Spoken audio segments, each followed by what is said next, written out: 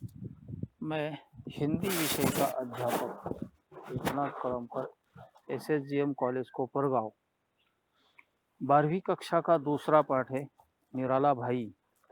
निराला भाई यानी कि सूर्यकांत त्रिपाठी निराला, जिसकी रचयिता है महादेव वर्मा। महादेव वर्मा और निराला भाई दोनों भी कवि है और कवि के साथ साथ वो प्रयाग से है और प्रयाग से होने के कारण उनका जो भाव बंधन है वो बहुत नज़दीकी है। वैसे तो महादेव वर्मा अपने साहित्य परिवार के सभी जो साहित्यिक है सभियों को भाई मानती थी और उन्हें राखी पूर्णिमा में राखी भी बांधती थी, जिसमें मैथिली शरण गुप्त जो है या उनके भाई जो 4 भाई थे तो उनको वो राखी बांधने के लिए उनके घर जाती थी। लेकिन निराला भाई जो है ये निराला भाई को राखी बांधना एक अलग बात थी। निराला जो एक महान कवि है, निराला जी छायावाद के एक स्तंभ है। एक स्तंभ अगर निराला जी है तो छायावाद में ऐसे 4 स्तंभ है, यानी कि 4 महान कवि है। जो 4 महान कवि है उसमें ये दूसरे है। तो पहले है जयशंकर प्रसाद, दूसरे है सूर्यकांत त्रिपाठी, निराला उनका पेन नेम है। तो सूर्यकांत त्रिपाठी निराला जी, तीसरे है सुमित्रानंदन पंत और चौथी है महादेव वर्मा। यानी कि छायावाद के ये 4 जो स्तंभ है उसमें निराला भाई भी आते हैं, महादेव वर्मा भी है। तो महादेव वर्मा और निराला भाई ये दोनों प्रयाग से होने के कारण ये एक दूसरे को अच्छी तरह से जानते थे और निराला को जानना, निराला जी की जो बातें हैं या तो विभिन्न रूप जो है उनके या उनके उनके स्वभाव जो है, ये स्वभाव बाकी लोगों को पता नहीं है। इसीलिए महादेव वर्मा ने इसे शब्दांकित किया है। महादेव वर्मा इसे जो विशेष गुण है उनके जो लोगों के सामने नहीं आए वो सभी गुण जो है वो यहाँ चित्रित करती है, शब्दांकित करती है। तो निराला जी के बारे में, निराला भाई एक महान कवि तो है ही, लेकिन निराला भाई उन्होंने जो निराला नाम जो रखा है, साहित्यिक नाम उनका निराला है। तो सूर्यकांत त्रिपाठी जी यानी कि निराला जी जो पहले कवि या कविता के बारे में उन्हें कुछ भी जानकारी नहीं थी, वो पहले कुश्ती लड़ने वाले या घुड़सवारी करने वाले या खेल में ज़्यादा रुचि रखने वाले व्यक्ति थे। लेकिन परिवार में कुछ हादसे हो गए और उन हादसों के कारण वो भावुक बन गए। पहले भावुक होकर उनसे उनकी कविता फूटती है, निकलती है। तो ऐसे निराला भाई जो है ये एक महान कवि है और महादेव वर्मा भी एक महान कवयित्री है। महादेव वर्मा जो लेखिका है वो ये एक कवि होने के साथ साथ, कवयित्री होने के साथ साथ एक बहुत अच्छी गद्यकार है। ऐसे गद्यकार साहित्य में दूसरा नहीं है, क्योंकि अगर इनका एक बार कौन सा भी संस्मरण रेखा चित्र तो अगर आप पढ़ेंगे तो कभी नहीं भूलेंगे। ये उनके जो रेखा चित्र है उसमें मेरा परिवार, अतीत के चलचित्र, स्मृति की रेखाएं, श्रृंखला की कड़ियाँ, ये जो है श्रृंखला की कड़ियाँ साहित्यकार की आस्था जो है वो निबंध है। लेकिन उनके जो रेखा चित्र है उसमें अतीत के चलचित्र या मेरा परिवार, इसमें से जो भी कौन सी भी रचना जो है अगर पढ़ेंगे तो भूलेंगे नहीं। ये महादेवी वर्मा कवयित्री लेखिका तो है, उसी के साथ वो समाज सेविका है। समाज सेविका होने के कारण भारत सरकार ने उन्हें राज्यसभा का सांसद बनाया था, तो राज्यसभा की सांसद बन गई थी। उसी के साथ साथ उन्हें ज्ञानपीठ पुरस्कार साहित्य में सर्वश्रेष्ठ पुरस्कार माना जाता है, वो उनकी कविता के लिए मिलता है। तो ऐसी एक महान कवयित्री होने के साथ साथ उनके पास एक ऐसा दिल है जो कि गरीबों के लिए द्रवित होता है। गरीब वो मानव हो या पशु पक्षी हो, उनके लिए उनका मन जो है वो द्रवित होता है। ऐसे एक दयावान लेखिका है महादेवी वर्मा। तो ये दयावान कैसी है, तो हम अगर उनके बारे में जानकारी प्राप्त करेंगे तो पता चलेगा कि उन्होंने लड़कियों के लिए स्कूल जो है वो चलाया था। उसी के साथ साथ वो शिक्षिका तो थी। उसी जो छुट्टी का दिन मिलता था इतवार, उस दिन वो पड़ोस वाले गांव में जाकर जो बच्चे पढ़ नहीं सकते ऐसे बच्चों को इतवार का स्कूल उन्होंने बनाया था और उसमें वो पढ़ाने का काम करती थी। उसमें भी उन्होंने ऐसे ऐसे हीरे जो है वो परखे थे और उनको शिक्षा देने का प्रयास उन्होंने किया है, यानी कि समाज सेवा वो करती है। तो ऐसी एक महान समाज सेविका है। तो उनका मन जो द्रवित होता है, तो जैसे कि वो जहाँ रहती थी वहाँ रेलवे स्टेशन के पास एक चिड़ियों का पशु पक्षियों का बाजार होता है और उस बाजार से वो निकलती है। तो वहाँ के विक्रेता जो है उन्हें पता होता था कि महादेवी वर्मा खरीदती है पशु पक्षियों को, तो वो उन्हें बुलाते थे। तो ये क्यों बुलाते थे, तो जो कोई नहीं खरीदता ऐसा पक्षी या प्राणी जो है वो महादेवी वर्मा खरीदती थी। और जो अच्छे पक्षी या सक्षम पक्षी होते थे उन्हें खरीदती थी और उड़ा देती थी।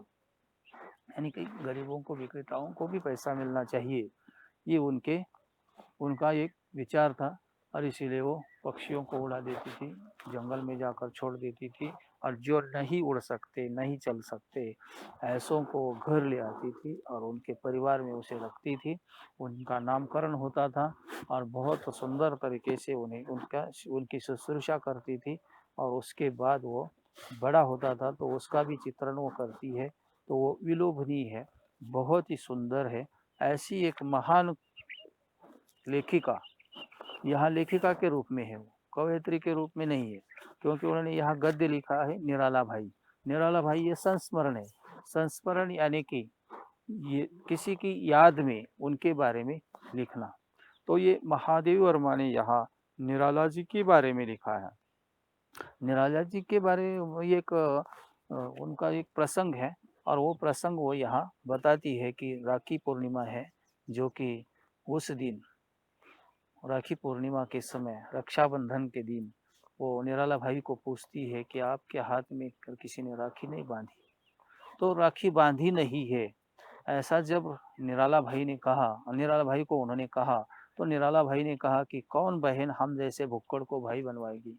तो निराला भाई खुद को गरीब मानते हैं, भुक्कड़ मानते हैं, यानी कि निर्धन है, गरीब है और ऐसे को कोई भाई नहीं बनाएगा। ऐसा जब उन्होंने कहा तो उसी समय इनका मन जो है वो द्रवित होता है। और ये महादेवी वर्मा जो है, मैंने पहले ही कहा कि वो साहित्यिकों के घर जाकर वो राखी बंधवाती थी, सभी को भाई मानती थी। तो उसमें मैथिली शरण गुप्त का जो परिवार है वो विशेष है, उनके घर जाकर वो उन्हें भी राखी बांधती थी। तो ऐसी ये महादेवी वर्मा ने जब सुना कि ये भाई राखी किसी ने नहीं बांधी है, तो ये कहते हैं कि हम जैसे भुक्कड़ को कोई कौन भाई बनाएगा। तो जब वो ऐसा सुना तो वो कहती है कि एक युग बीत जाने पर भी मेरी स्मृति से एक घटा भरी अश्रुमुखी सावनी पूर्णिमा की रेखाएं नहीं मिट सकी है।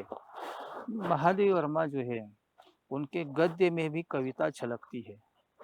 गद्य में जो वाक्य वो लिखती है, या तो साधारणतः उनकी कौन सी भी रचना की शुरुआत जो होती है उसमें काव्य होता है। तो और इस भाषा सौंदर्य के कारण ही महादेवी वर्मा श्रेष्ठ है। महादेवी वर्मा के भाषा सौंदर्य जो है वो एक वाक्य से ही हमें वो उसका दर्शन होता है कि एक युग बीत जाने पर भी मेरी स्मृतियों से एक घटा भरी अश्रुमुखी सावनी पूर्णिमा की रेखाएं मिट नहीं सकी है। तो ये याद जो है मुझे आज भी है, जो उन्होंने कहा वो आज भी ताजा है, यानी कि उसे मैं भूल नहीं सकती। उन रेखाओं से, उन यादों के उजले रंग न जाने किस व्यथा से गीले हैं कि अब तक सुख भी नहीं पाए, उड़ना तो दूर की बात है। तो वो कहती है कि वो आज मेरे सामने खड़े हैं। वो आज याद वो ताज़ी है, यानी कि गीली है, सूखी नहीं है। वो जैसे कि जख्म होती है, ताज़ी जख्म होती है, और जब वो ठीक होने लगती है तो वो सूखने लगती है। तो ऐसे वो कहती है कि वो गीली है, वो व्यथा, वो कष्ट, वो दुख आज भी ताज़ा है, और वो सुख नहीं पाया है। सुख कैसे पाए, क्योंकि सूखना तो बात अलग है, लेकिन उसे भूल जाना, उड़ना तो दूर की बात है, कि भूलना तो दूर की बात है। इस तरह की बात उन्होंने इसमें लिखी है। एक महान लेखिका का दर्शन यहाँ होता है। जब हम पढ़ेंगे तो इसे भूलेंगे नहीं, लेकिन भाषा थोड़ी हमें साहित्यिक लगेगी, और साहित्यिक भाषा जो है वो जब हम पढ़ते हैं तो हमें थोड़ी कठिन लगती है, लेकिन जब हम उसका अर्थ समझ लेते हैं तो कभी भूलते नहीं। तो इन्होंने उस समय कहा है कि जो याद है वो आज भी ताज़ी है। उस प्रसंग को भूलना कठिन बात है, भूल ही नहीं सकते, ऐसा उन्होंने कहा है। तो उस दिन मैं बिना कुछ सोचे हुए ही भाई निराला जी से पूछ बैठी, आपके किसी आपको किसी ने राखी नहीं बांधी? तो किसी ने आपके कोई ऐसे रिश्तेदार नहीं है, रिश्तेदार यानी कि बहन नहीं है जिसने आपको राखी बांधी नहीं है। अवश्य ही उस समय मेरे सामने उनकी बंधन शून्य कलाई और पीले कच्चे सूत की ढेरों राखियां लेकर घूमने वाली यजमान खोजियों का चित्र था। पर अपने प्रश्न के उत्तर ने मुझे एक मुझे क्षण भर के लिए चौंका दिया। ऐसे राखी बांधने वाले बहुत होते हैं, ढेर सारी राखियां हाथ में लेकर जाते हैं, और किसी को जो भी पहचान वाले होते हैं उन्हें सभी को राखियां बांधती है। लेकिन वो कहती है बंधन शून्य कलाई, जिसमें कुछ भी बांधा हुआ नहीं, ऐसी एक उनका हाथ देखकर ही मैंने ऐसा कहा होगा कि आपने आपको किसी ने राखी नहीं बांधी, आपका कोई नहीं है। तो ये जब मैंने उसे उनको कहा तो उस समय ऐसी बात थी कि राखियाँ कोई भी किसी को बांधता है, लेकिन इनको किसी ने क्यों नहीं बांधी, ऐसा जब मैंने उन्हें पूछा, तब ये निराला जी कहते हैं कि कौन बहन हम जैसे भुक्कड़ को भाई बनवाएगी। तो ये उनकी जो सोच है या उनकी जो बात है, ये सुनकर महादेव को बहुत दुख होता है। उन्होंने ऊपर वाली पहली लाइन में ही कहा है कि ये एक घटा भरी अश्रुमुखी सावनी पूर्णिमा। तो दुख घटा यानी कि बादल जो है भरी, यानी कि जो घना बादल होता है उसके समान उसकी अश्रुमुखी सावनी यानी कि दुख भरी सावन जो की पूर्णिमा जो है वो इसे याद आती है। क्यों याद आती है? तो इसीलिए याद आती है कि कौन बहन हम जैसे भुक्कड़ को भाई बनवावेगी। तो ये कहते हैं कि मुझे कोई राखी नहीं बांधेगा, क्योंकि मैं गरीब हूँ, निर्धन हूँ, तो मुझे कोई क्यों राखी बांधेगा। इस तरह की बात जब उन्होंने कही थी तो महादेव वर्मा वो बात आज तक नहीं बोलती, यानी कि जिस समय उन्होंने लिखा है उस समय उन्होंने वो कहा है कि मुझे वो आज भी वो उनके मन में जो दुख है, बहन न होने का दुख जो है वो आज भी उनकी याद में है। इसीलिए वो कहती है कि आज वो भूलना उड़ना तो दूर की बात, उससे भूल नहीं सकती।